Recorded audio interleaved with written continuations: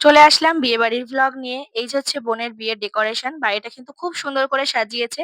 আর আমরা কিন্তু একেবারে টাইম মতো পৌঁছে গেছি। তো পৌঁছে দেখলাম এখনো হালদি সেরিমনিটা হয়নি। ওরা জল সইতে যাবে, তখনও যায়নি। তো আমি তাই জন্য একটু বাইরে থেকে তোমাদের সাথে এই বিয়েবাড়িটা পুরো শেয়ার করছিলাম কেমন কি ডেকোরেশন করেছে। সন্ধ্যা না হলে ডেকোরেশন খুব একটা বোঝানো যায় না। তো এদিকে চলছে রান্না-বান্না।